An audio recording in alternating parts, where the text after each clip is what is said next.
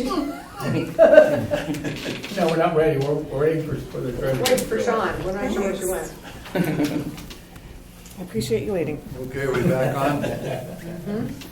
Okay, back in Tillamook County Budget Committee at 2:09. Now, next up, County Clerk. Been very patient with us all day, but we're actually pretty close on schedule. So, Cassie, go ahead. Cassie O'Neill, Tillamook County Clerk, for the record, and thank you so much. I'm sure that over the years, when you guys were talking earlier about being enlightened, I'm sure that I've enlightened you all over the years. You already know, the things that I've told you in the past, and so there's not much different. It's pretty much status quo for the clerk's office. Had my meeting with Sean, our treasurer, and my liaison, Mary Faith, and we talked about the goal of this year for efficiency and to try to look at what the line items were a little bit closer this year. I mean, not that we don't do it every year, but to maybe streamline things a little bit better because of the timber revenue shortages that we're looking at. So that's what I basically did. Looked at the actuals that we've had over time, and so I did make some adjustments due to that.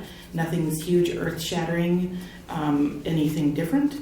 Maybe the one item that might be the biggest one that you'll see is when we talked about the recordings.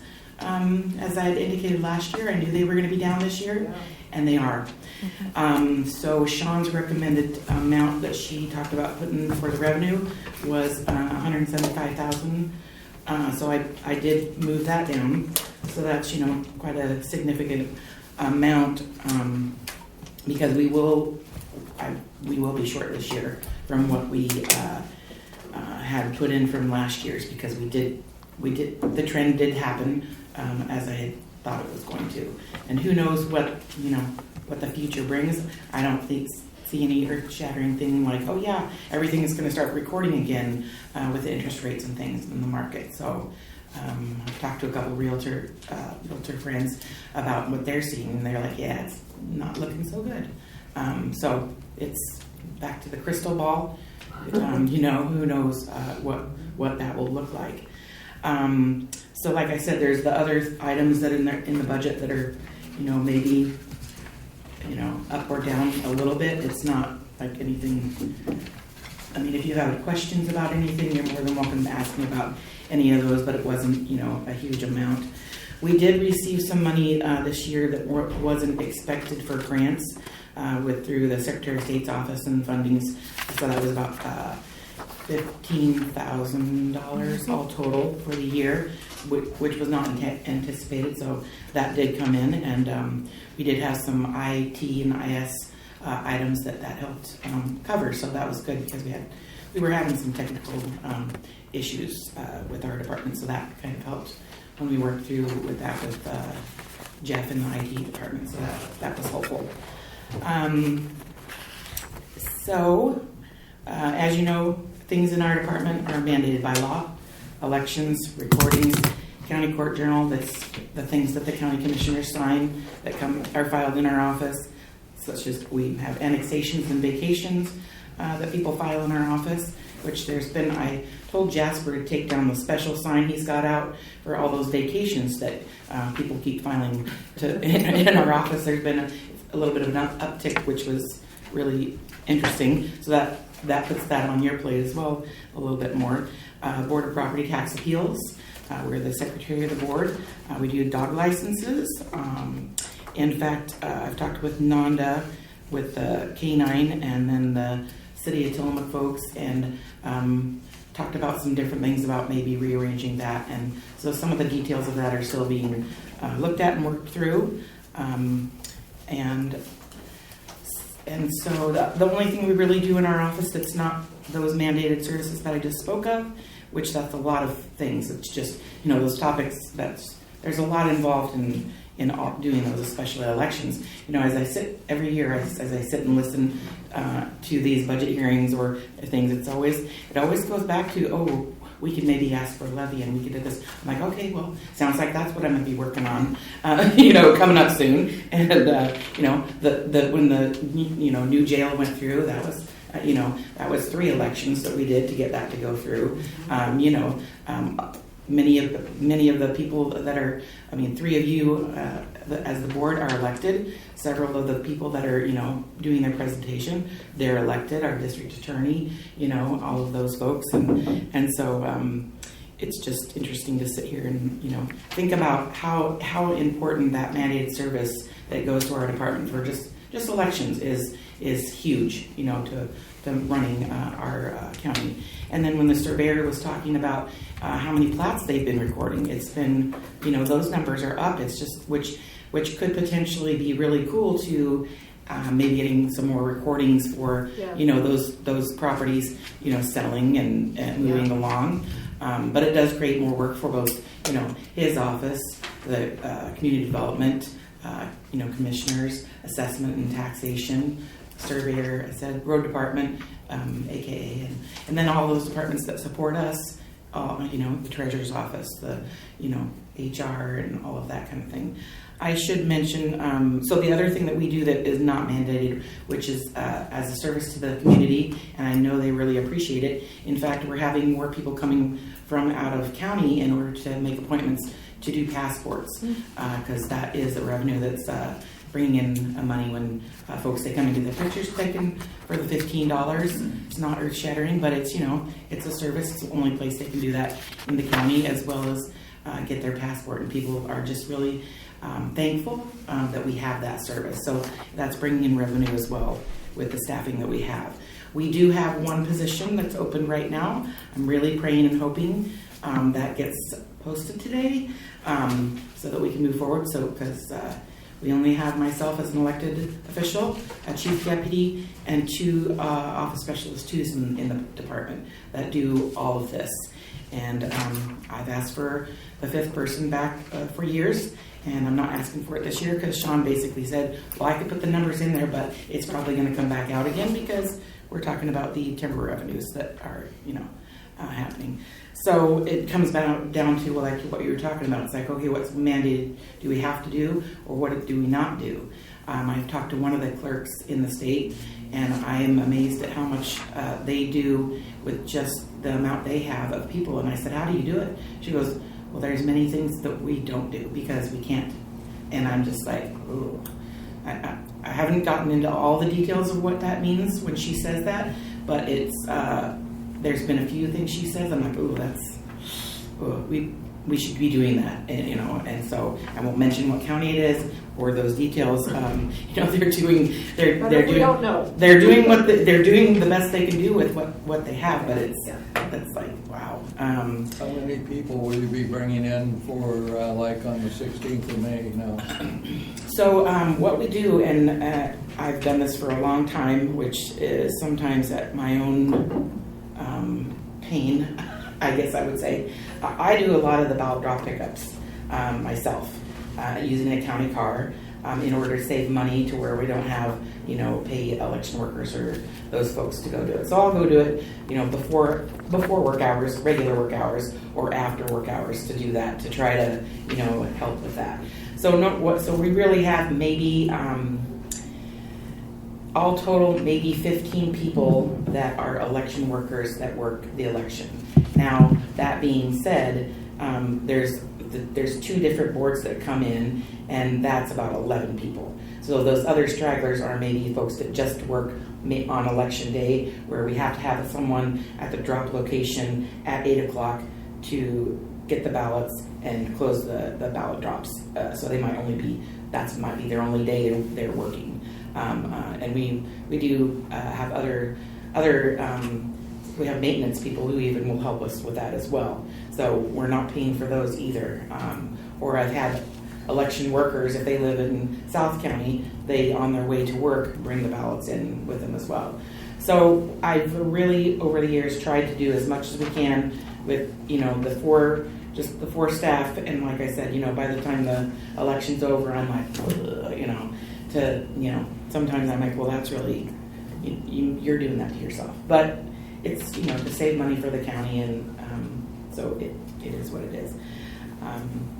So I guess with that, since I, like I said, enlightened you guys all over the years, I don't know if there's questions or anything that you want, but it's pretty much budget status quo, other than those few adjustments that I did after my conversations with Sean and Mary Faith. Questions for Cassie? I had a question on the election. People help you in the election. Are they volunteers or are they paid? They are paid pretty much. I think there's only one of them that it is, well, some of my drop site workers that just go close at 8 o'clock. They may be retired employees of the county, and they don't. So there's a few of those that are volunteers. Maybe previous deputies or that worked for the sheriff's department or elected officials that help me with that. So several of those folks don't get paid, so they're basically volunteers. But there's the regular ones that come in and work on the boards. I do pay them. I say you should at least get paid. I mean, it's not, it's not that much at all, right? No, and it varies. It varies year to year depending on how many elections she has, how much is spent on them, or how much we pay them. Right, and then the other thing is, to think about too for elections, a lot of when we have, like, say, a primary and a general election, cities don't pay their portion, the state doesn't pay their portion. We eat the costs within our own county budget for those costs. But the districts, they get to pay their own way on all the elections, and so it's interesting how that came about. I'm sure it's political things that happened back in the years, but that has been that's talked about at our conferences, our 2 conferences every year, and when legislation time is coming as well. I should mention too, it's legislation time, of course, and so who knows what that can bring to the game or the crystal ball. Yeah. So that, yeah. Do you have a number, either statewide or Tillamook County, what the prepaid postage is costing taxpayers? For the when the ballots are coming back? Yes, so you don't have to put a stamp on that. Well, it's the state is paying that. Even at the county level? Yeah. Okay, That, so you know what that number is? At this time, no, I haven't tracked that because we aren't paying that. However, when these things come through, that was one of my concerns that I mentioned when they talked about that legislation. It's like, well, the state says they'll pay now, but if they start having budget issues, then then it's like push. Oh no, the county can start paying for their own. That's what I'm thinking. And this year they may claim they're a little short and look to the counties to pick up some of that. Yep. I don't know the number because I have not tracked it. Postage is going up now to 66 cents or something. Yeah, I just yeah. And does that qualify for pre-sort, that kind of? So the ones that come back, they do get a discounted rate through the state, but I don't really remember what that is. But we do when we mail out the ballots. I do go to a sorting company to where we do get a rate that's less expensive by going through them. So yeah. And we have to pay for all that postage going to registered voters. Yes. Actually, it's amazing how much we pay in postage just for elections in general. Because when we have ballots they're not forwardable, so we pay for those to come back to us. So we do, pay that, and then there's other by law things that are not forwardable or return service requested. So when that stuff comes back, then we pay for that as well, and that's by law. And but it's to help some to keep the rolls as clean as possible too. Okay. So you've been talking about an electronic system that the state, every clerk's office in the state has to convert to maybe this summer. Will you talk about that a little bit? Thank you I forgot about that. Which is, maybe I was trying to. Laughed it out. Yes, they've been talking about, we have our Oregon centralized voter registration system that is, whenever they go to do a fix or anything like that, with the way it's written, it sometimes can break other things when they go to fix, so it's like, don't touch it. And so we have to go to this new system, Oregon Votes, and we are they were talking about trying to have this implemented by the first part of this year, and at some point I said, how are we going to do that? We haven't even really gotten into the meat of things. So now we're into the meat of things, And it's a very short timeline where we're actually as clerks and, you know, folks starting to work on the meat of it. And so between now and July, this system's going to be implemented. That's the plan. It's a lot of work. It's going to be very intense, and we're in the middle of the May election as well. So there's going to be some Possibly training go in wrong. June, and What could possibly go wrong? Look at Oregon's track record on data stuff. Yeah. that's probably why I forgot to mention it, was because I've been trying to bury my head in the sand about the whole thing. That's going to be very interesting. The only, I've done one conversion of software in my time, my 33 years. It'll be in August. We did our Helion recording system, and we picked to do the conversion on April 1st, April Fool's Day. So it's kind of funny, just let's pick that day. That sounds good. When you do a conversion, what could go wrong? Everything went so smooth. I was like, what's going on here? Do I think that's going to happen now? No. I think it's going to be a lot of work, and it's intense. What's the backup plan if it doesn't come together? Well, we have a gal that works at the Secretary of State's office. That she's in charge of the project. She's been there for about as long as I've been with the county, and she said if she feels like at a certain point she's going to say, "Hey, we can't do it," and push it out. They keep saying we really just can't, and the reason why is because we've got the general presidential primary and general next year. So, she just keeps saying we've got to get this done this year in the timeline. Now, and then they're doing it in phases. So there's, the first phase is the July 1, and then there's other items that are going to come in phase 2s and phase 3s, which I'm not even sure what those are, but it's not making me feel warm and fuzzy, to be honest with you. It's making me nervous as well. But we as clerks always persevere and figure it out some way, with some pain and dyeing of the hair and, those type of things. Thank you. Any other questions for Cassie? Well, as usual, you seem to publish election returns every evening, and nobody's challenging them except for that one little hiccup with the city, I guess, but you keep doing what you're doing. Thank you. And Nick won twice. That's right. Nick won twice. Well, I do want to say, yes, those results did come out exactly the same as the first time, so there you go. All right, thank you, Cassie. Thank you. Okay, finally, Mr. Corr's been patiently sitting in the back of the room. We'll do veterans now.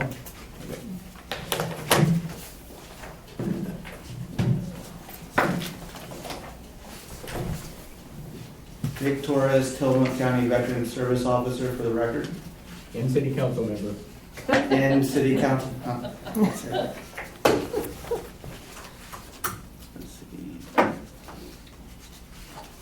Alright, I'm trying to share here. Got through them all. That threw me off a little bit. I did make you a presenter, so you should be able to. Okay. Sharing. Oops.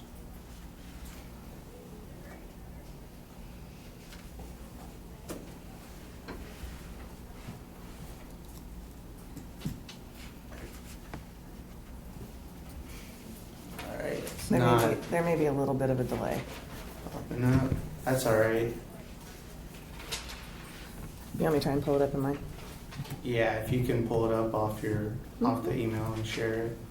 Yeah. Let me... It's a pretty short presentation, so it's not that big a deal. Is that delay to scan for viruses or something, do you know? I don't. We don't know. We don't know. It's just- Hold on, I've it's got it just one a other delay. place. It's a lot easier with a mouse. I'm getting there. A few more folders. There it is. We pull it up. I open. Mm.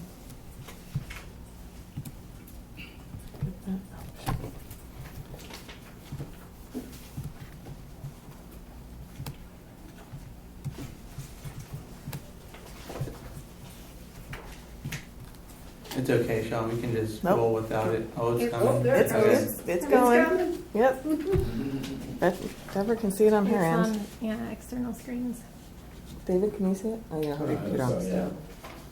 That's on battery. It'll take a minute, but it'll come up. The Wi-Fi's been a little bit, and we're plugged in, but it's not any faster if Jeff's listening. Is he budgeting to fix that this year? Yes. He's budgeting to fix the I Wi-Fi. believe he is. I can also send it to him at the end of the day. Okay, yeah, that's fine. Okay. I'll leave it and see if it shows up. Okay, so my budget overview is during fiscal year 2023-2024, we budgeted for $692,000. Our projected revenues are equal to our projected expenditures. Our largest expense is personal services at $300,000. And we've allocated $50,000 for contingency funds and $155,000 for unappropriated ending funds. So our revenue sources are the tax levy, which is 7 cents per 1,000 assessed property tax dollars, which amounts to approximately $14 per home yearly. And that's if you have a home assessed at $200,000. That's pretty low anymore. Well, the market value and the assessed. I understand, but even that, the assessed value, we just saw numbers and it seemed to me like the average was closer to 3, but maybe well, anyway, no, we understand that how the tax system works, and market value's here and assessed is here. Right, I've just gone off the value of my house, which is like 130 assessed, so I live in a pretty small house. How many, when was the 7 cents passed there? I don't recall. It's been like 2 years ago, wasn't it? Last year. Last year. Last year. Last May it was passed, so it went from 5 cents to 7 cents. Yes, I remember that. And so you got 4, it was 5 years, you've got 4 more years, right? Yes, sir. Yeah. So it's a 5-year levy. Right? Yes. 5, yes. Yeah. So on top of the tax levy, Veteran Services receives approximately $95,000 annually from the Oregon Department of Veterans Affairs to be used for enhancement and expansion. Did anybody have any questions about revenues? Alrighty, so services we offer is we have a population of about 2,500 veterans here in Tillamook County. Our office currently has 3 full-time employees and 1 32-hour-a-week employee. We file claims for VA compensation, VA pension, and VA burials, and VA appeals. We also assist veterans with medical transportation, VA healthcare signups, and advocate for veteran suicide awareness.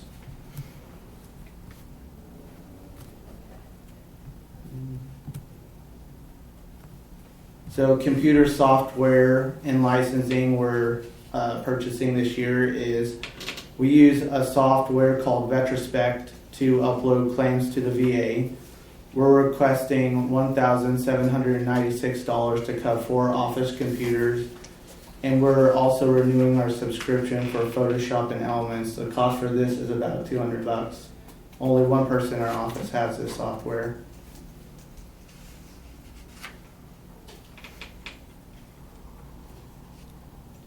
Travel, training, and mileage. So the Oregon Department of Veterans Affairs holds a mandatory annual fall conference yearly. We're requesting $3,000 to cover the cost of travel expenses.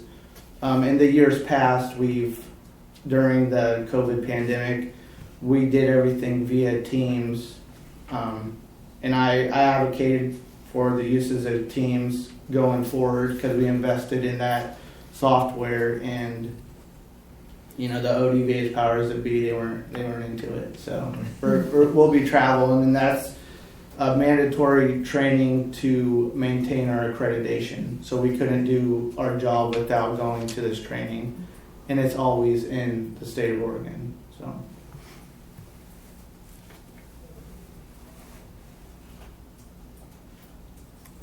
So non-capital equipment, we replaced all our needed office equipment in fiscal year 2021, 2022. So we're not budgeting for these items for the upcoming fiscal year.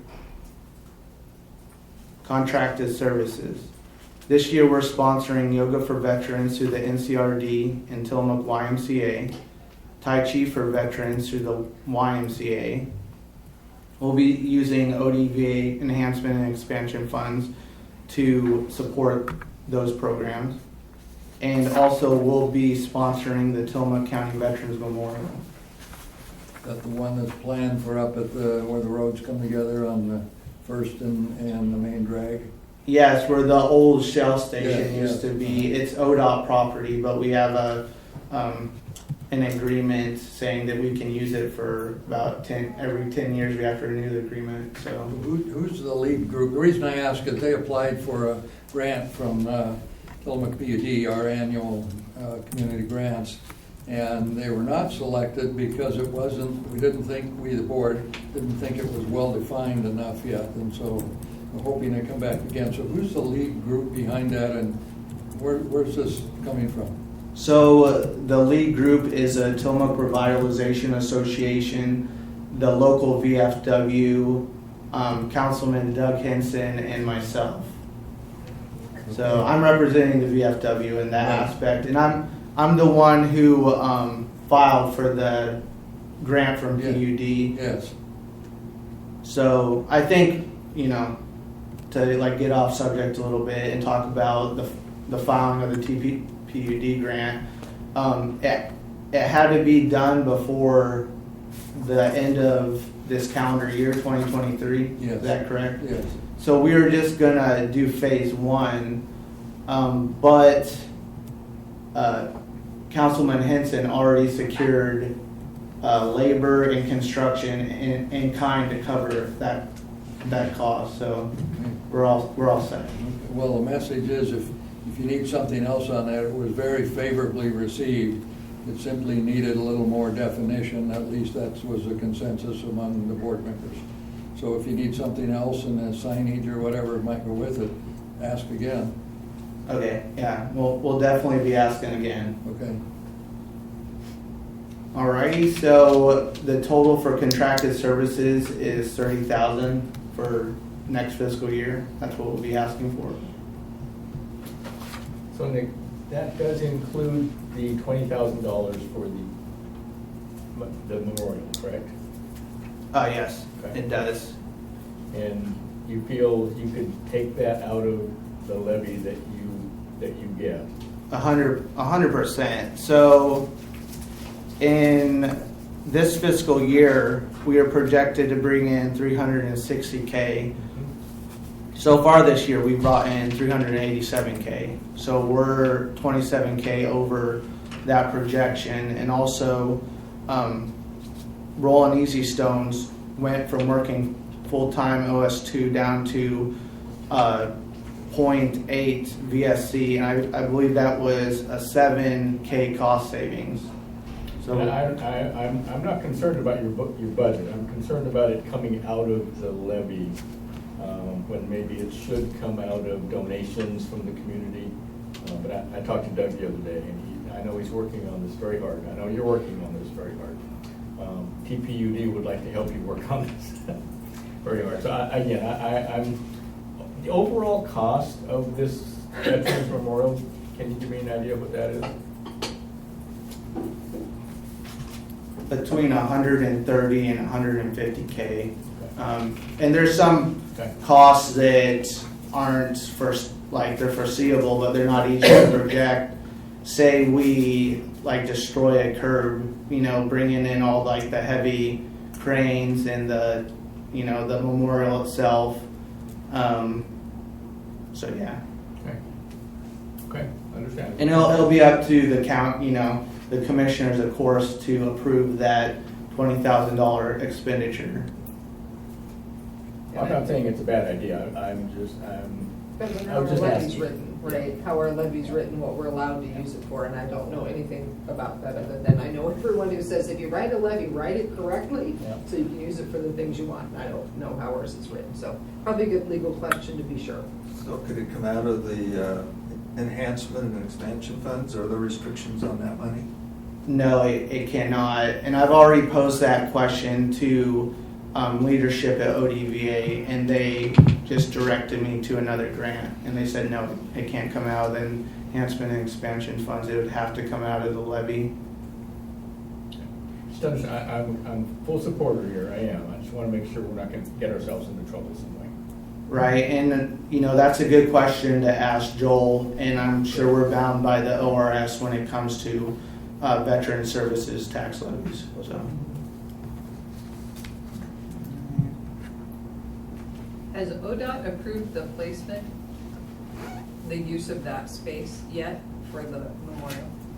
yes, so there's been many talks, and we actually have an agreement from ODOT, and we had to have that agreement to file for the upcoming Tura grant. So we have that agreement, and ODOT's going to be reprised of every step. We're going to let ODOT know what we're doing. Great, thank you. All right, moving on. So significant changes from the previous fiscal year. There's really no significant change besides asking for the $15,000 bump in contracted services. That's about 2% of the overall budget, and with the cost savings this fiscal year, I think we could handle that $15,000 bump.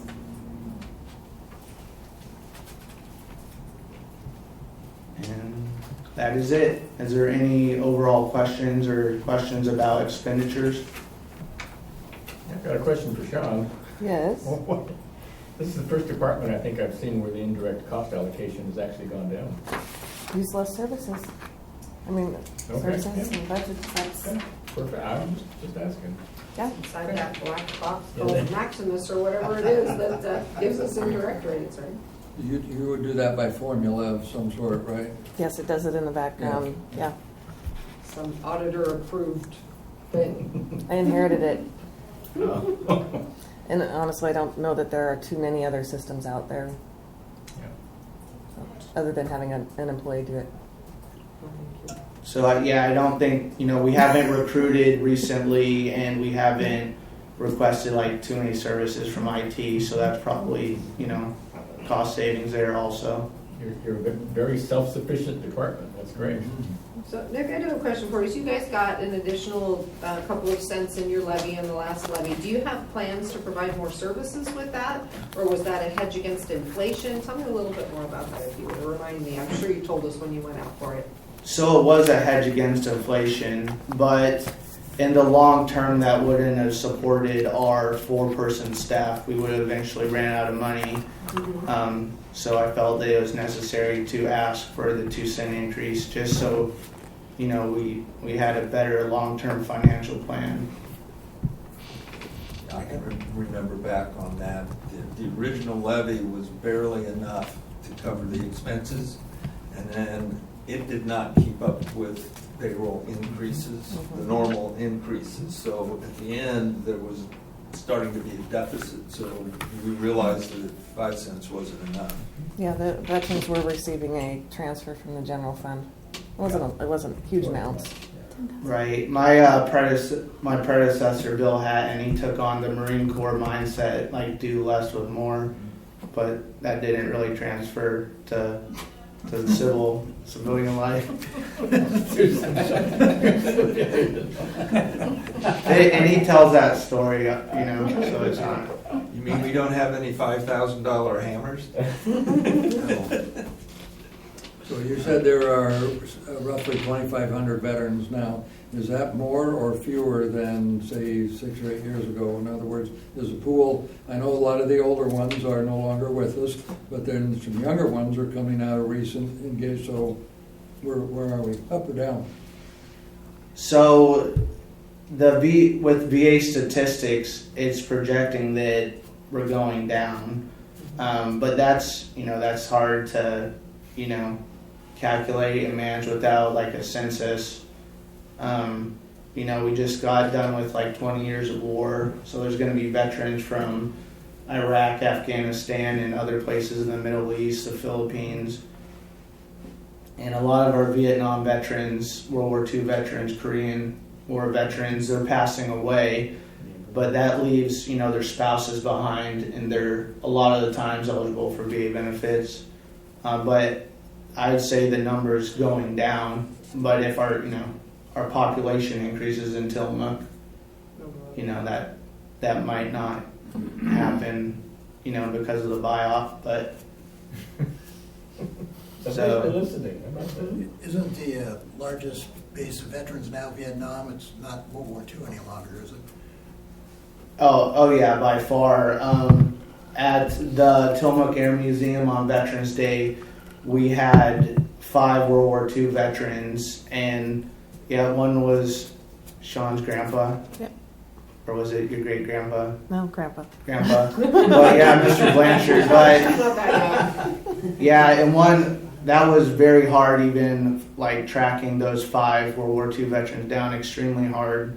And since then, one of the veterans had passed away. So, yeah, I'd say there's barely any World War II veterans left.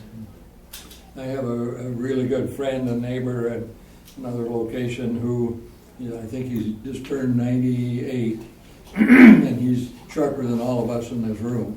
But he doesn't get around as well. And he served in the South Pacific on a battleship, and the whole thing. But he's got an original Navy hat. And I take him out to dinner every once in a while, and when he goes in the restaurant, he hasn't paid for a meal for years. Literally, people see that hat and they come over and visit with him, and next thing you know, it's taken care of, and they just love to talk to him. He's just a fascinating individual, and I'm sure we're going to lose those people there before long. Yeah, one of the VFW members, Rudy Fink, he's very, very wise still, and he can give you a lot of good information if you ask, and he's a wealth of knowledge. Most of us know Rudy. Yep. Well, for my part, you do a wonderful service in this community. Thank you. I'd say the same thing. I'm a service-connected disabled veteran myself, as Nick knows, and the service that he and his staff provide is invaluable for me and all the other veterans in the county. I'm going to double up on what you said, Commissioner Yamamura. I'm a little concerned about the $20,000 set aside for Memorial, because if you look at that tax levy, it's probably spelled out that that's to provide services to veterans. There's probably another way to skin that cat I know. than doing it this way. There is, yeah. So, Right, and that's a question I'll run by Joel for sure, and let the guy making the big bucks decide. There you go. Yes, that's okay. And so, Nick, I just have to tell you, you're a shining example in Tillamook County. You do a great job with our veterans. You do. Take my hat off to you. If I had a hat on, I'd take it off to you. I really would. Thank you for what you do. Yes, thank you, Commissioner. And I have a great team down there, and there's a lot of veterans groups and veterans advocates here in Tillamook supporting my office and veterans. So, without them, it wouldn't be possible. So thank you. But again, I know you also have the support of the vast majority of residents of Tillamook County, which is terrific. Thank you. Thank you. Thanks, Nick.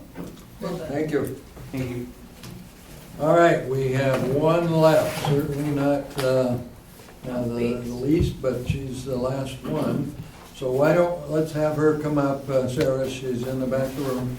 Let's go ahead and work through that, and then we'll take another 5 minutes or so, and then get into what it is that we need to do to keep going forward. If that's all right with everybody. Sounds good. Hi, Sarah. Hi, Sarah. Where you been? Good afternoon. Welcome back. Thank you. Oh, I know. Looks like somebody got some sun. I tried. I know, it was this shiny thing in the sky. It was warm. It felt good. Didn't know what it was. mayor's been on a very brief little vacation. Yeah, thank you. Thank you. Well, I appreciate being able to go last and having that space today to catch up and prepare for visiting with all of you. Do I have share screen ability? Yep. Okay, great. Good luck. It wasn't working for Nick. Well, if it doesn't So you work- might. Yeah, you might. To be clear, you might. Some people have, Okay, all right. Be right back. others have not. Well,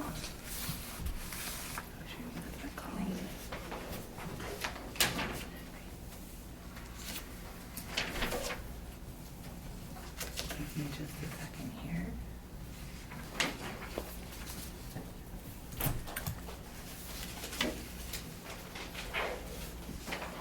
Working. Come on. Oh, Thinking about it. square box is up there. It All wants right. to show your screen. Okay.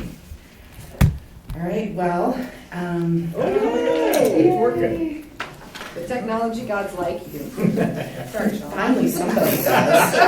Jeez. Ratings aren't so good these days. That's great. Okay, so good afternoon, Budget Committee. For the record, my name is Sarah Absher. I'm the Director of the Tillamook County Department of Community Development. It's my pleasure to visit with you about the department and our budget proposal for the upcoming year. I think there is going to be a slight lag time, isn't there? in loading? Okay, that's okay. Well, so I'm going to go ahead and start on my slide, and then hopefully it will transition out here in just a moment. So currently, the Department of Community Development is comprised of 6 different divisions. Those include building, planning, on-site sanitation or environmental health, short-term rentals, transient lodging tax, and housing. I have those on the slide that you cannot see yet. I can see it. Broken down into 5 different categories. And with those categories, it highlights where the funding resource, what the funding resource is for each of those 5 categories in community development. The positions are also listed in order and serve as somewhat of an organizational chart. So the building division is funded by a special revenue fund. And this includes positions for a building official, assistant building official, an electrical inspector, a building inspector 3, a building inspector 3 or 1 that is currently vacant, and 2 permit technicians. The vacant position, so I guess I would say, listening to some of the presentations over the last 2 days, I am not proposing anything resulting in a contingency fund. And I am not proposing any new positions that would come out of the general fund. There is 1 position proposal, and that is for the housing division that is supported by short-term rental operator license fees, and I'll get into that a little bit later. Environmental health, so this is our on-site sanitation program. Last year, the Budget Committee approved a 2nd position in that division for the first time in history because it has been so busy. That currently consists of the environmental program manager, and the 2nd position has been filled with a permit technician who is in training. We did budget for an environmental health specialist. That position, due to statutory requirements for a test, we decided not to fill that position, but instead to keep the permit technician who has been training for the last couple of years with Chris Kiola, who is the environmental program manager, in that position. And we currently have with HR a proposal to add a new position that she would transfer into called an environmental health technician. There are other counties and jurisdictions across the state that have this position. It is part of their department structure. With the change from letting go of the environmental health specialist, this is a cost savings of over $100,000 and has us utilizing staff we are already paying for that are in the department. So we are excited to be able to do that and to offer that cost saving measure. In the planning division is also a general fund supported position. We do get some grant funding, and that is captured in the 1152 budget sheet that currently is comprised of a senior planner, and then we have a planner 2 and a planner 1 position. And so those are currently filled with a planner 1 that we hope to promote to a planner 2, who has worked hard internally through promotions to receive that, as well as a permit tech who is training under a planning tech position that we would like to promote to a planner 1. For the housing division, again, that's a special revenue fund that is also grant supported, that is currently filled with our housing coordinator and the proposed office specialist too. Budget committee member Bill Bartline, I still want to call you Commissioner Bartline. I may do that today. Still a commissioner, I'm just a board commissioner. That's right, you are. So I am really excited to share with you especially that we have finally made the leap to take the housing division out of the general fund, no longer supported under the planning division. We have a very strong revenue stream through the operator license fee that short-term rental license holders pay. And with that, there's a lot of good work going on in that division, and we feel that a support position is needed. And then breaking down into the administrative bucket, we have our accounting technician. We actually have 2. One is admin, the other is for TLT. We have a permit technician for short-term rental work. We have an office, and we have 2 office specialists. One is our part-time that we share with the surveyor's office that handles administrative and planning support work, and the other is a full-time office specialist 2 that is essentially what we like to call our customer care specialist. So hopefully the Commissioner's Office and others have experienced a very significant drop in the amount of calls that you get about community development not being accessible, not being able to get a hold of. This is because of this position, which has made a huge impact in our ability to efficiently and as quickly as possible serve our customer base. And then, as Sheriff Brown mentioned earlier today, we do have a code enforcement officer. This is a position. He is in our office 1 day a week, and his costs are covered through voucher. I just share his costs with the sheriff's office. So in that, I'm really sad I can't share this slide. It's colorful. It is. So for those that can see it, the positions highlighted in yellow. That's only Sean. It's only Sean. Stop sharing, switch to that slide and start sharing. Maybe that would be the one frozen on the screen. Okay, let's see. You know what? And that would be okay if that's it. Just I think can it. start my computer. Let's see. Battery, huh? Okay. Let's see if that shares. It'll still take a little bit Yeah. to find itself. Okay, so those positions highlighted in yellow, which is the same organizational chart that I just talked about, those positions highlighted in yellow are all positions that are currently under training programs. The positions highlighted in green are participating as the trainers in those programs. And so to break it down, in the building division, every single staff person is either training or is receiving training at this time. We have been able to rebuild the building division rapidly this year to the extent to where we are only paying for 1 third-party inspector, and we are not sending out any plan reviews for third-party review except for we sent off the NCRD new pool construction, the structural plan review, because that is very specialized. We sent that to Claire Company, who we have our contract with. But other than that, everything we are doing, we have rebuilt our team very quickly this year, not only to where they have become familiar and working with in their jobs as inspectors. There it is. But I think that's David, hang on. That one, so, hang on. It's not me. can you hear me? Is that okay? We did? Okay. The electrical inspector is in the residential inspection training program for residential structural, mechanical, and manufactured dwellings. The building inspector 3 is currently in a plumbing training program. One of our 2 permit technicians is also in the residential inspection class.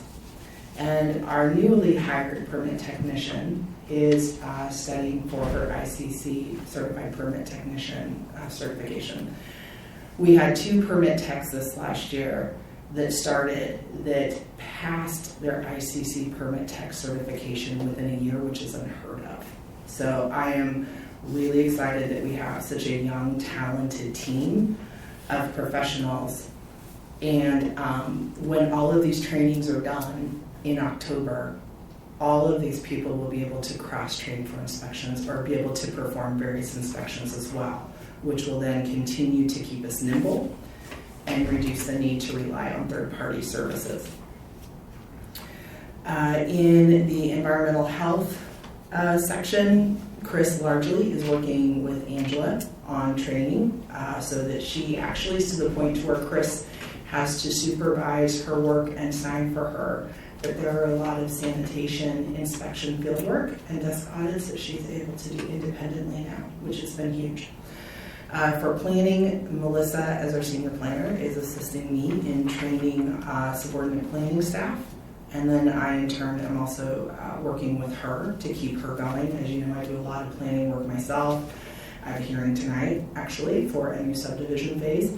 But the goal of this is to keep everybody working and training so that eventually I can continue to step away from doing planning work, which right now I think I'm at least at still a half-time planning position for just myself. And then in the administrative, it is possible we will have a retirement sometime during this upcoming fiscal year. And so we are working with our office specialist. She's doing some cross-training on some of that accounting work.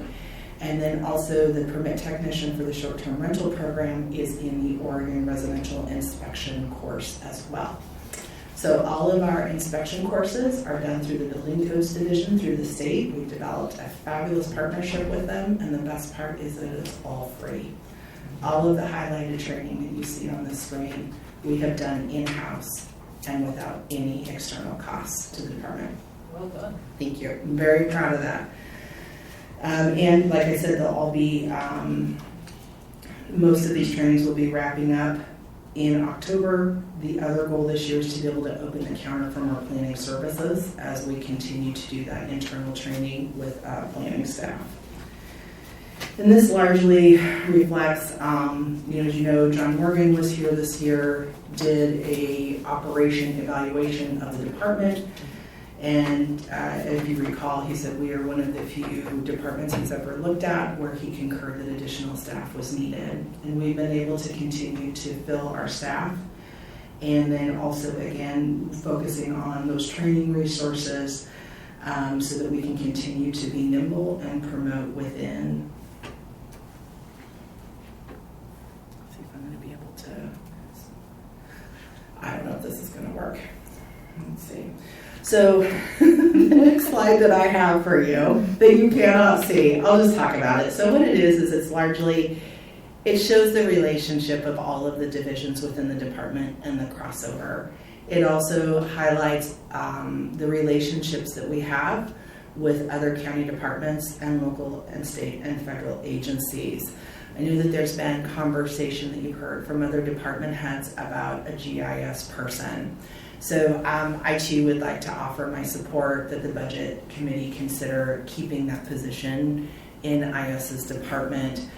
The GIS person historically has been in community development. And I know Mr. Olson, you probably recall in 2009, 2008, we had some pretty tough financial decisions to make for the county budget. Oh, there it is. And Just have to be patient. The GIS person was cut. It was the first position, I believe, that the county cut.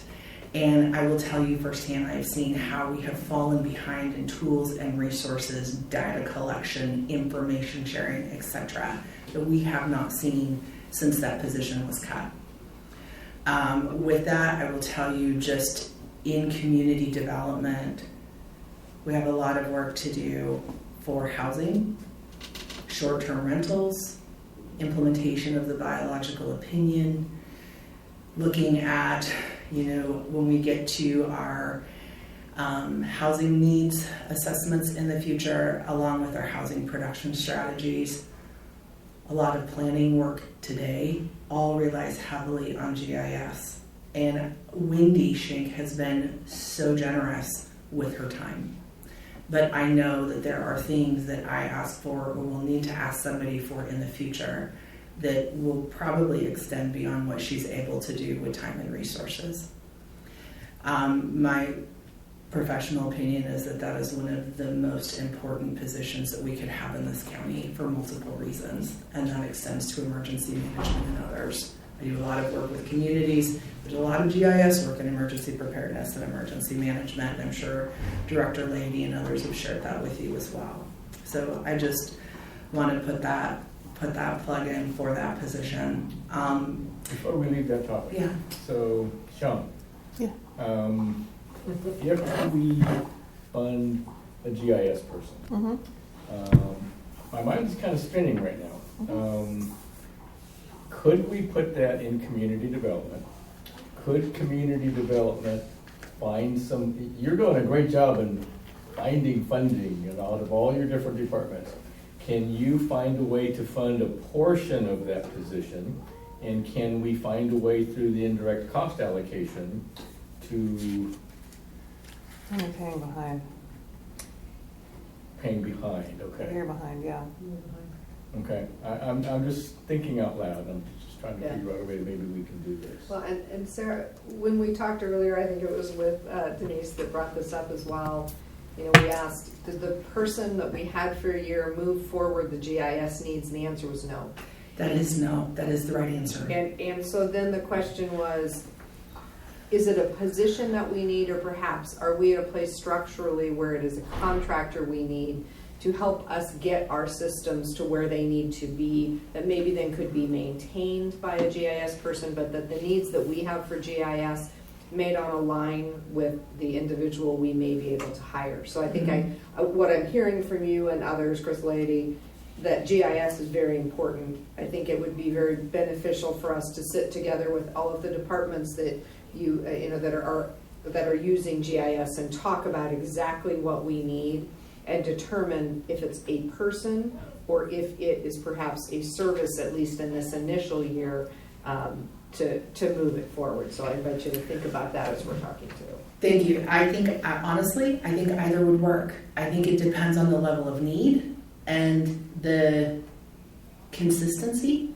Like the timeline, is this something that may be sporadic, where there's periods where it's a heavier lift than others, to where some sort of contract service may be the answer. I did talk to Jeff Underwood. We all had high hopes for the person that was hired, and I think we all left very disappointed. And with that, I think everybody learned some good lessons to where we have internally discussed setting up an interview panel so that we could be more engaged in that interview process to support Jeff or whoever that position goes. I have, my GIS skills are so old, but Melissa Yank has some skills, TJ has some skills, and so we could help, Greg, Public Works, Wendy, and others. We could help form the right questions to ask to better assess the skill level of the person who's interviewing for the position and make sure next time that our needs are met. And I do have an answer for you for funding. I'll get to that a little bit later. So hang on, I want to continue this conversation just a bit with Denise. Denise, you sort of mentioned that the GIS software we currently have, I mean, it's old, it's clunky. Wendy's afraid to go in and change things because she may disrupt the whole system. So it sounds to me like we may need to start from scratch. Is that what you would think also? Well, no, we're not gonna start from Well, scratch. no, but with a new system of some sort. And she's already started that process Okay. with Esri products. But as a follow-up conversation I had with her, it's more the back end. It's all done on here, and the software is not the problem. It's getting the software hooked up and written, and again, I'm not the one to be talking about this. Right. Sarah would probably know more. No, I think we need to come together with all those who touch GIS and talk about potential solution. We're trying very hard not to add staff positions right now because our future outlook is uncertain, and we are trying so hard not to add with the potential for the need to cut. And in that sense, if a contract can get us to the future state that we need to really determine, that might just be a better option for us than adding staff that two or three bad timber years down the road, we're starting to cut, right? So I think that's part of why we as commissioners have been having the conversation around, you need the service, you need the support for GIS. I hear that loud and clear. I think the question is whether adding a county staff person, given our current projections, is the right step for us, or is it a limited use contract that doesn't commit us to the future, if that makes sense. Denise also suggested this morning that GIS, that PUD has some GIS staff. Yes. And I thought that was a great idea. Like, how many do we actually need in the county? And could we have a shared resource among the agencies that use them? I thought that was a great idea, and Doug said he'd follow it up at PUD.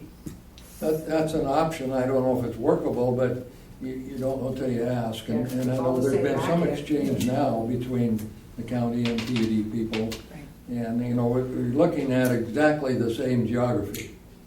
Right.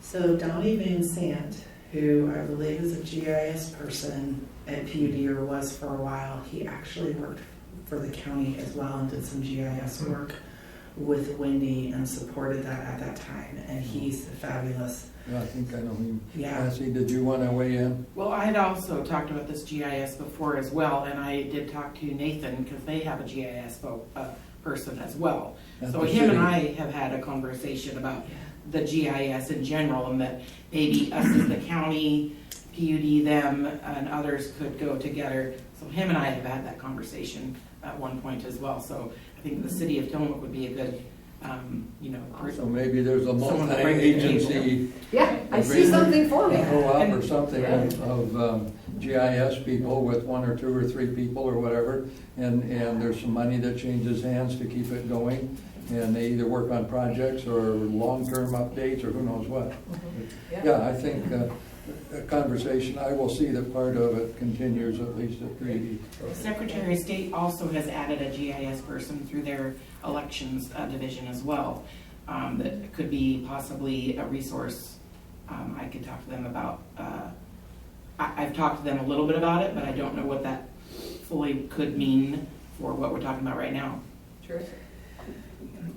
Tommy O'Donnell is the city planner, so he does have those GIS skills. Community development has talked to the cities as part of our monthly city-county coordination meetings that I actually have with the managers and the planning staff, and they are all very interested in GIS. Tillamook is fortunate to where they've been able to hire somebody to do that, but I love the idea of some sort of shared resource because other cities want that as well. They just can't afford to pay for it on their own.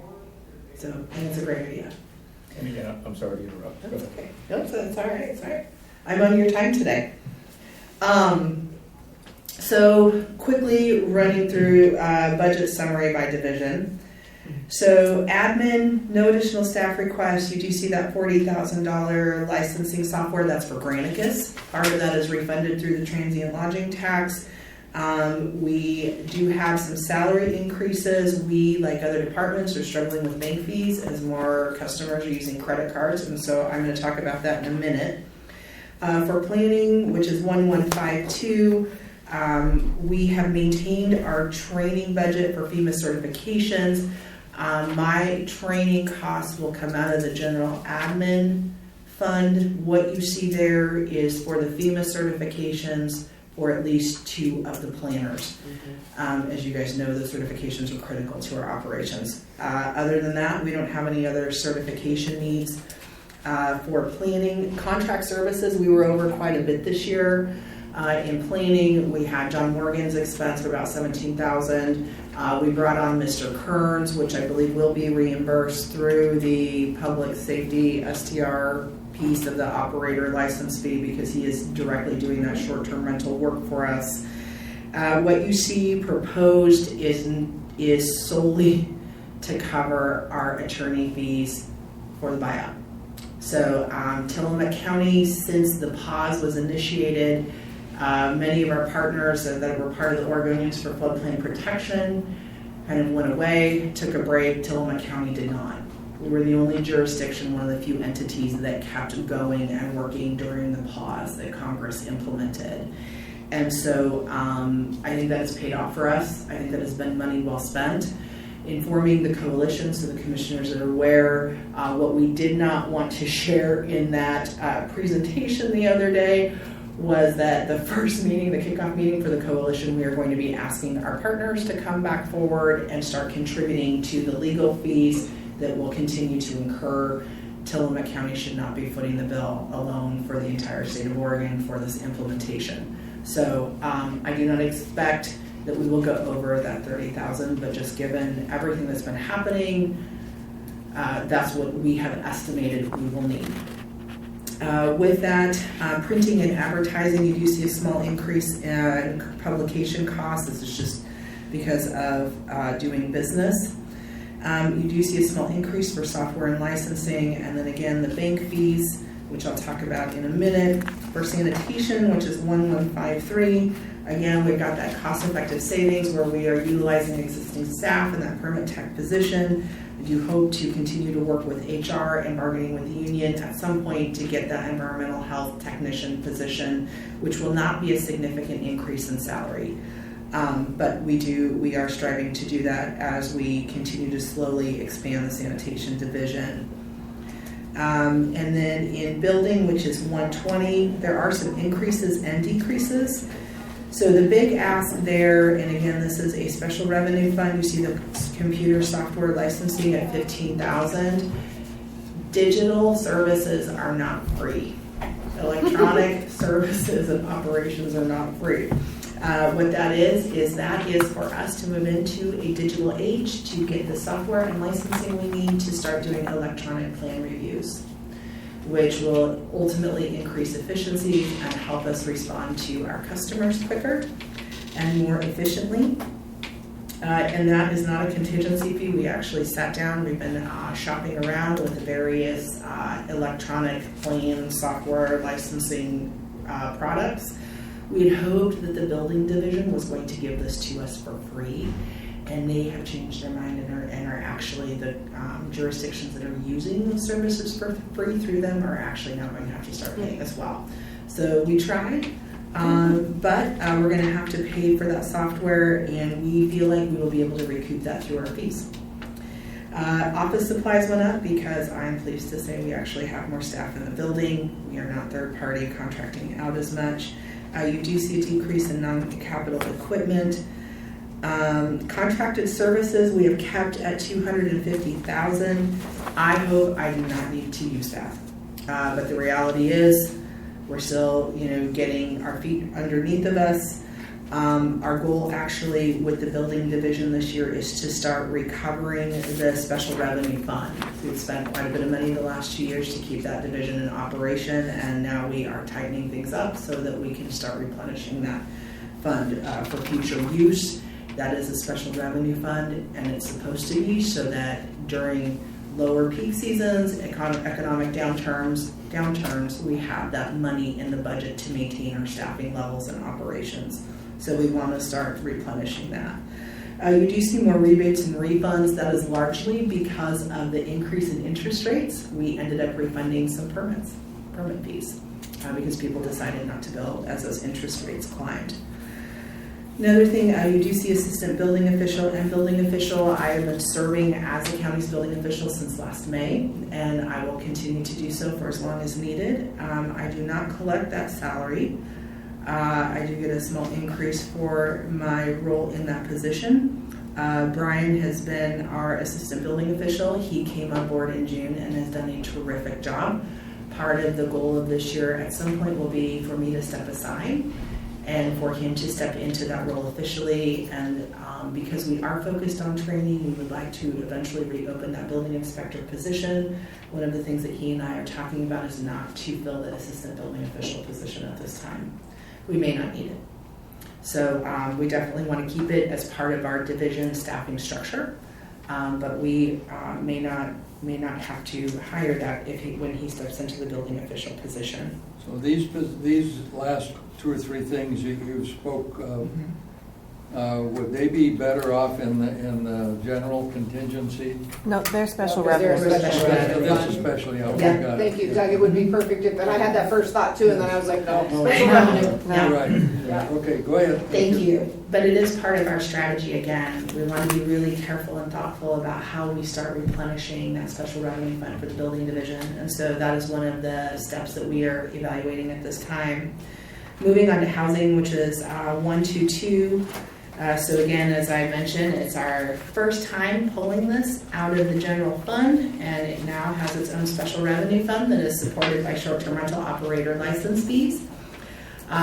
With that, we have received various grants that now also make up the funding in that division. That includes grant support for House Bill 4123, which is the homelessness and houselessness project we are working on, as well as the Brownfield Park.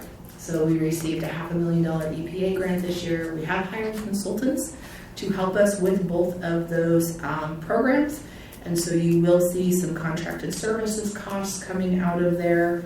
Again, the proposal for the Office Specialist 2 position, the Housing Division, and including the Housing Coordinator position have evolved. And it's exciting. And so there's so much we are actually doing to address Helena County's housing crisis that I don't think we ever thought we would be doing. And that is due to the leadership of Commissioner Scar and the amazing work that TJ Fiorelli is doing. And so that is why we need the Office Specialist too, is because this isn't about just supporting the Housing Commission work anymore. We have grown well beyond that. And then with that, if we are able to hire somebody, we need to pay for a desk, their software, computers, etc. So that's also reflected in the budget. So one of the things with the housing division, we have seen an increase in the cost of doing business in operation. Our lease has gone up, which is part of an adopted lease agreement where we had an incremental increase each year. Our janitorial costs are going up slightly. We've got some other increase in costs. Our PUD bill is going up. And so what we have done is, with the creation of the housing division, is 10% of all of those operational costs will now be paid through the housing division fund. And what that's resulted in largely is it has absorbed all of our increases. So for what it's costing the general fund, you're not seeing a significant hike. And again, it's been 10%. We determined that that would be fair and appropriate based on the level of use, space, etc. that the housing division takes up within the department. So you will see those operation costs, standard rent, janitorial, etc. So that's a quick summary of each of the budgets. A couple of other things that are happening. So when the screen does change over, let's see. So talking about operation updates for the upcoming fiscal year.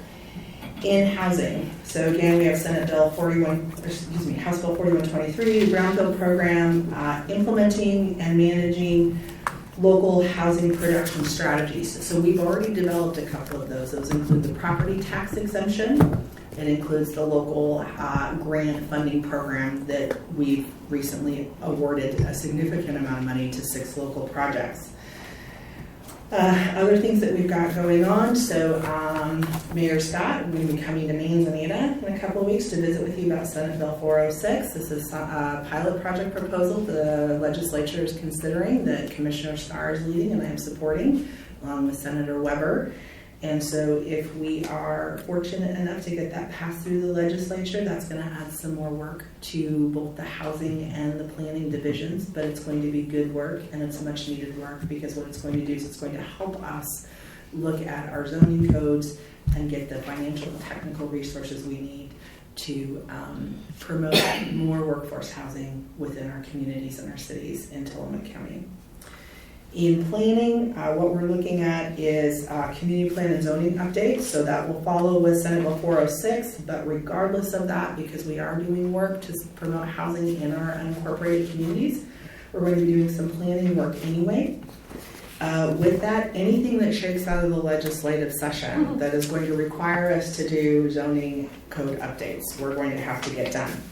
With that, the biological opinion, Commissioner Yamamoto and I have been working on that diligently for the last couple of years, but now, as you all know, the time is real and it's here and it's knocking on our door.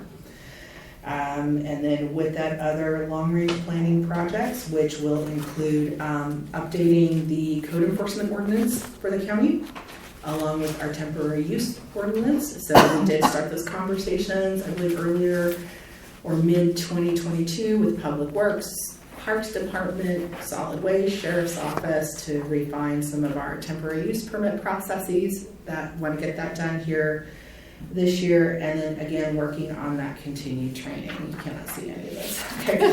So for building priorities are electronic plan review, continued training, doing database upgrades and expansion. So this includes the electronic plan review and also starting to talk about how are we going to digitize our records.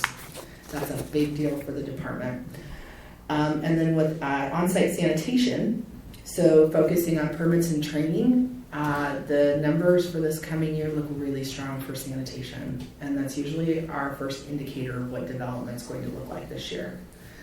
So with that, I'm very excited to announce that Tillamook County was one of 3 counties, so Tillamook, Clatsop, and Columbia, that have received $1.5 million from DEQ through ARPA funding.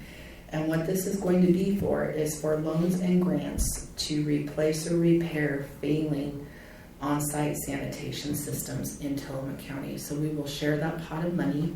What that means, though, is that we are going to see, hopefully, an uptick in sanitation permits, and it will certainly require more work of Chris and Angela moving forward. And I think the money has to be spent by 2026. So we've got 2.5 years for the 3 counties to coordinate, get this money spent, and get it out into our communities so that our folks have access to grants and low How do they financing. allocate that, by per capita or by, wow? That's a great question, and I don't know yet. But we are working through that now. This was something that was recently announced. Chris will be meeting with the sanitation department heads from those other 2 counties, and I will have something to report back soon. It's a partnership with Community Action Team, so it's targeting those who are low income.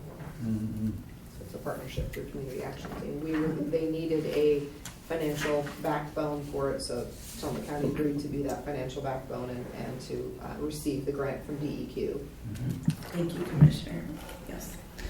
Okay, so Get last. some administrative fees off the top. We do. Yeah, pretty good. Yes, we do. Yes, we do. We don't do anything for free. There you go, thank you. And those are not reflected in the revenue projections for this fiscal year, because I'm not quite sure what that's going to look like yet and when we will start that, because we are just now setting everything up for that. For short-term rentals, implementation of program updates, as you all know, we are working through a very robust process at this time. Code enforcement services, so we are looking at hiring a hearings officer, and that would also, the funding for that would come out of the public safety initiatives as part of the short-term rental operator license fee. Is that a contract hire or Yes. staff contract? It'll be a contract hire. So it could be 35 hours one week and 0 the next. Correct. What I'm hoping for, so the way I've been working on designing that piece of this, Bill Sargent and I and Dan Kearns, who's assisting us for legal counsel for the short-term rental program, have reached out and connected with a retired attorney who serves in that judiciary role as a hearings officer for several jurisdictions. And it would probably be one day a month. They would come to Tillamook County, and all of our hearings for any code enforcement issues or violations would come before them. It is imperative that we have a judicial body that understands development and property right and environmental law. We are all struggling with effective code enforcement, not only for short-term rentals, but for building code violations, planning, sanitation, solid waste, public works, and we had another violation that was dismissed a couple of weeks ago. And the reason why, so we talk about public health and safety as the reason for having these codes and for making sure that we have appropriate code enforcement. And we're falling short. But where I feel like we're falling even greater is that we are not meeting community needs and expectations for having an effective code enforcement program. And I would like to change that this year. So that will be a big piece. I expect we'll probably see more violations of the short-term rental program than anywhere else. I could be wrong. But so focusing on that, and then stronger data collection, and that will come with the 24/7 hotline, the contract that we've already signed, so that we can better assess where those complaints and potential violations are coming from. Complaints aren't always a violation, right? But we want to be able to better track that, especially to address the community livability concerns that we are hearing from our community residents. And then the other thing is to continue Dustin, who's serving as a permit tech through his residential inspection code certification training through the Building Codes Division, because what I would like to eventually do is pull him or put him in a position to where he is managing the administrative part of the short-term rental permitting process, but he also has the ability to go out and do the short-term rental fire and life safety inspections, which frees up my senior building division staff to do other inspections that they need to be doing. So focusing on that this year with the transient lodging tax program, still trying to get through that online payment program set up, and then with code enforcement, again, getting that updated ordinance done. Mr. Kearns, Bill Sargent, and I have been working on that, and I am targeting July for hearings before the board. So that will follow the short-term rental ordinance hearings updates. All right, so now let's talk money. So financial goals for 2023-2024. We will never have a balanced operation plan because our indirect expenses are too great. We will never be able to completely close the gap of what it costs us to serve the public and the revenue we're taking in. Probably half of the work we do is permits, and the other half of the work we do is everything else. And so what we are doing now is we are working on exploration of ways to bridge the gap or narrow the gap. And that includes taking a really close look at what are we doing that does not benefit the greater good, but maybe benefits private development only, right? So when we look at the general fund and where that money goes, should that money be going to support individual private development, or should that money be going for our long-range projects, other things we're working on that have a larger, wider impact to our communities as a whole? So we are working on updating the building division fee schedule. That has been on our list for about 2 years. We have not been able to get to it. Again, I'm thrilled to have enough staff that are able to do that. We're actually working this Saturday because we are getting ready to bring that before you with a board workshop.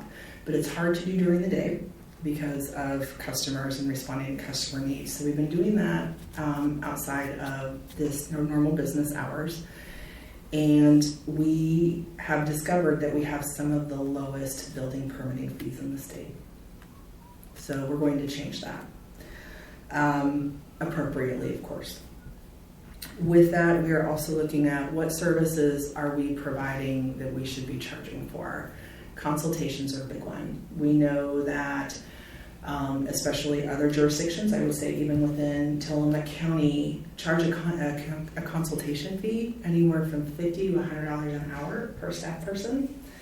If a permit or an land use application is applied for within 6 months of the consultation, they actually apply those fees towards that permit. So we are looking at designing and developing our own program that largely mirrors that.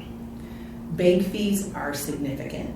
And when you think about people paying, their building permit fees or their TLT taxes, there's money coming out of each one of those when it's a credit card that none of us see. And so we have also been doing some research to look at what other jurisdictions are doing.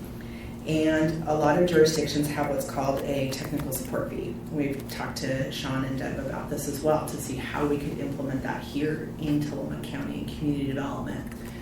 Most jurisdictions charge between 3% and 6%. This is a automatic percentage that is charged to any permit or payment that's applied for. So Acela is our program that we use for all of our permitting and different payment portals. And so what we are looking at is a 5% fee, so that'll be part of our proposal to the commissioners for our our fee schedule changes. And with that 5%, it will give us what we need to recover our bank fees and also to help with costs that we have to maintain electronic and digital records. And for those services, like collecting the short-term rental operator license fee that we don't get any money for. So that charge, that 5% would then be applied, and that would go not only for the credit card fee cost recovery, but also for staff time. So we are looking at implementing that. The other thing with planning fees, there's a lot of fees. We just raised them this last year. I don't feel like I can raise them again. But looking at, again, our services, we're going back through and looking at what are we doing that we should be charging for? What should be supported by the general fund and what should not? So we are going to be having some proposals coming forward for that. The sanitation division will be doing a small increase proposal for their fees. I believe it'll be about 3%. And then in that division as well, Chris is taking a close look at what services are we providing for free that we should be charging for and charging for appropriately. So with the projections that we have, that we've done that have been very rudimentary on bridging those gaps, conservative estimates, if the economy and the level of development stays where it is, it could bring in an additional upwards of $100,000 to the department. It could be more.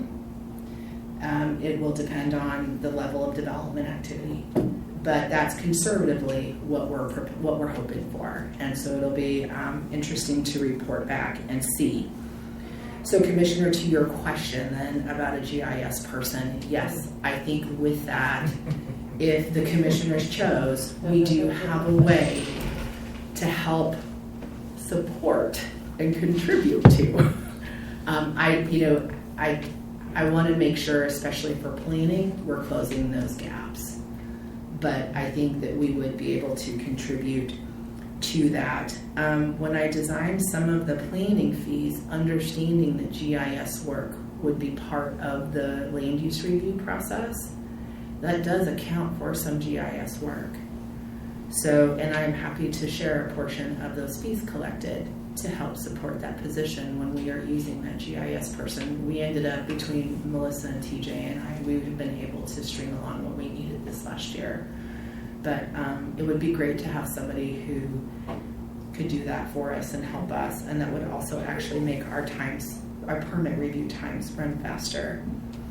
So, what our goals are. We want to do better work. We want to do faster work. We want to build relationships. We want the community to see community development as a resource. We're going to be offering some courses and training to our community partners, our contractors, our realtors, and others this year, which I think will help soften the consultation fees and some of the other things that we will be proposing, because especially if we have an opportunity to provide them with more resources and training options, it will actually make things easier for all of us. So that's all I've got. Anybody has anything? Any questions? With your, I won't say it's an overhaul, but the bigger picture of what you're doing, there's 35 other counties in Oregon to look at, and I know you are, and you look across the west coast of the country, there's, 3,600 and some counties in America, so no reason to reinvent the wheel since you all do similar things, but it sure seems to me like you're leaving a lot on the table, but it could be and very well justified and would provide some revenue and take up the difference. And I liked what you said about somebody pays for something, and then if within 6 months it progresses, then that's applied to it. So those all make sense to me, at least from a budgetary standpoint, because you're partly fee driven and partly you've got to keep your hand up. So other questions? I mean, you three of you work with this lady all the time, and you know what's going on.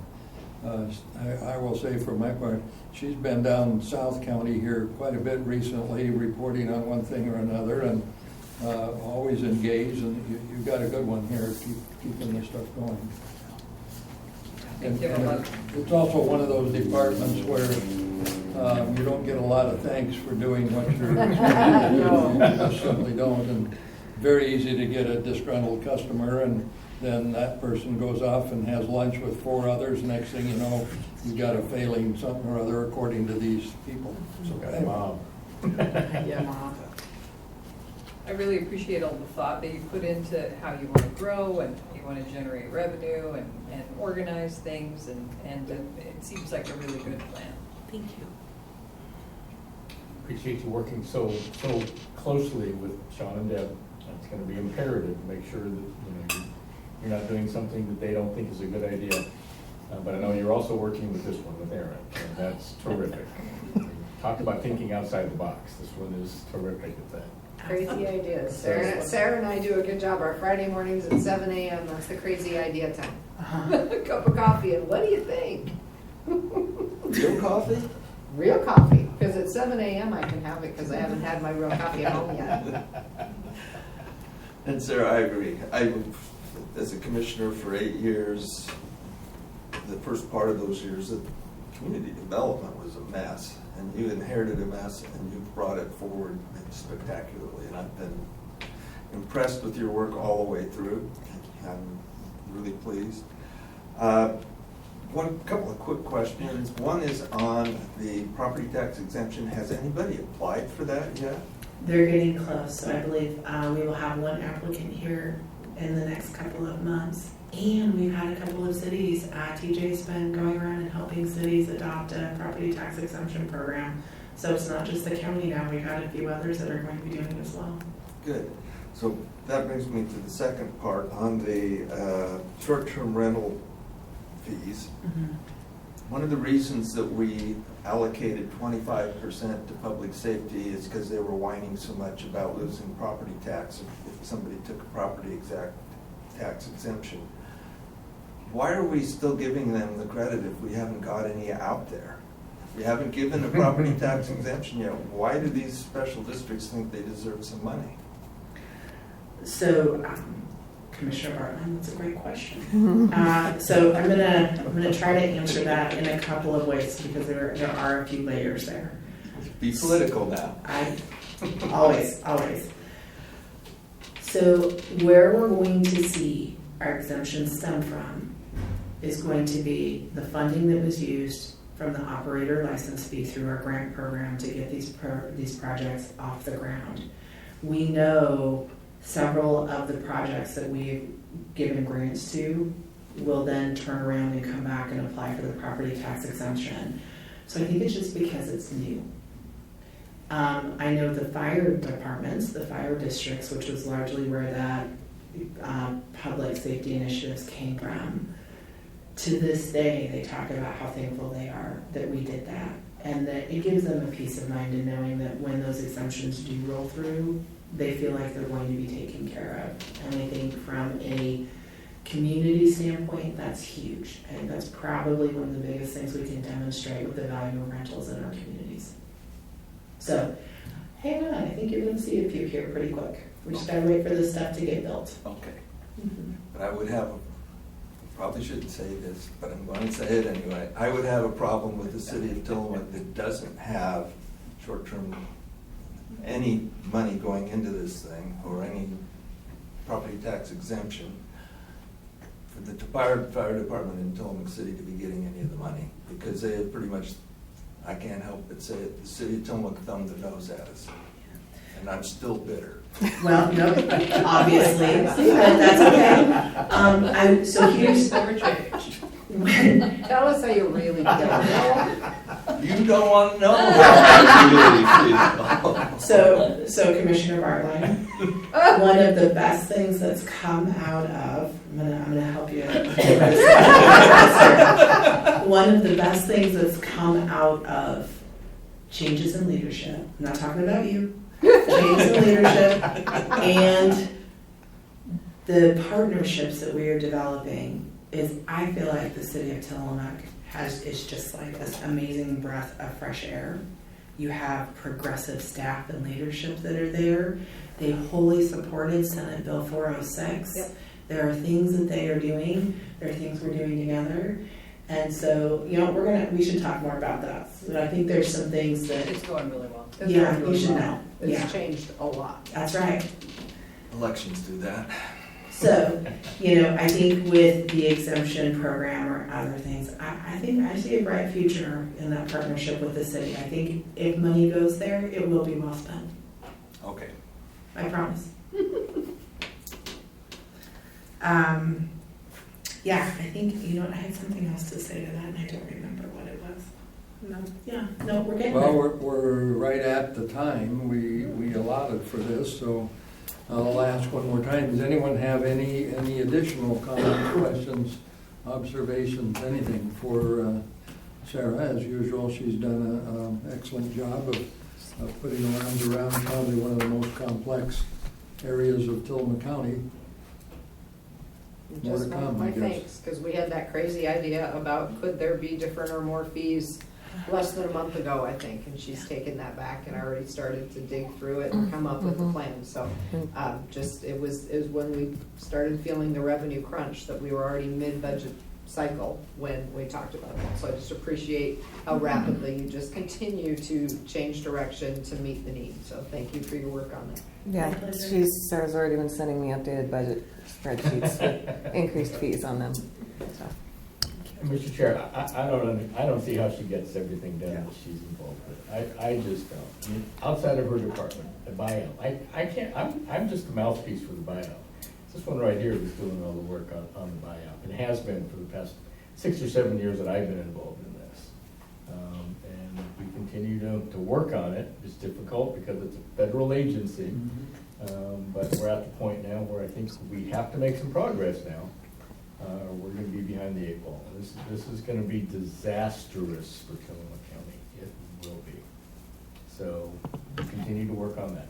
Thank you, will do. And that's where I would say bridging funding gaps is so critical because, I've never seen this strong of a team in community development. I appreciate your comments, but I cannot take all the credit.